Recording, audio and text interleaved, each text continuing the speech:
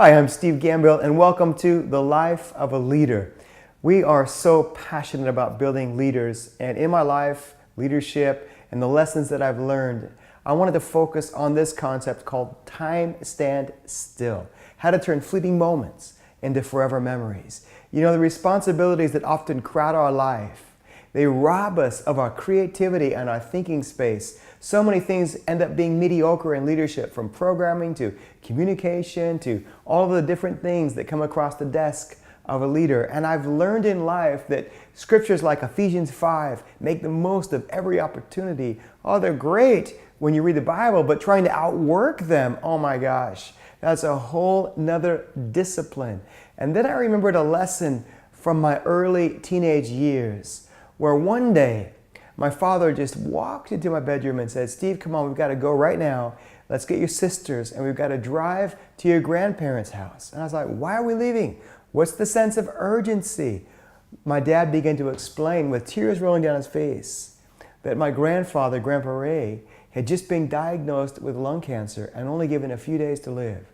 And at that moment, we had to get everything we had, jump in the car, drive to my grandparents' house. And the silence was just deafening on the drive there. And as we walked through the garden and then got ready to walk through the front door, I didn't know what to expect. My grandfather's just a strong man, a concrete worker through most of his life, a rancher, used to break horses on his ranch and always just so full of vitality and life. And I couldn't imagine him just not being there anymore. And so when I opened the front door, I expected to see the couch in the living room. It had been replaced with a bed. And on my bed was my grandfather, hooked up to morphine and heart monitors, and he righted himself. And although there were lots of other people in the room, it was as if on cue in that dusty little front room that when I walked in, everyone just left.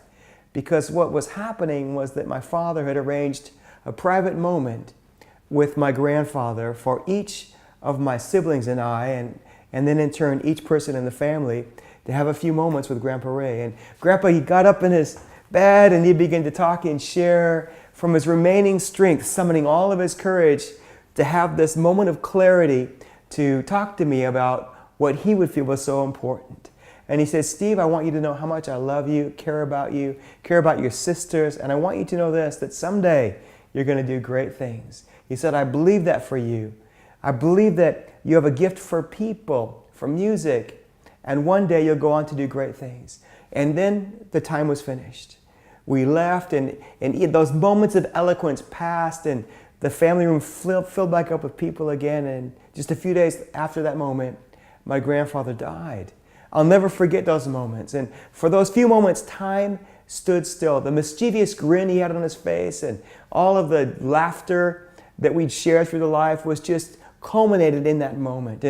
And I've realized that in leadership, despite all the busyness of all the things that shout for our attention, we need to find the capacity to shut out all the distractions and focus on the moment at hand. Whether it's a person, a task, a project, or an opportunity, to focus on that moment just for those few moments and make sure that you're fully present. And I've learned, thanks to my grandfather, how to be fully present.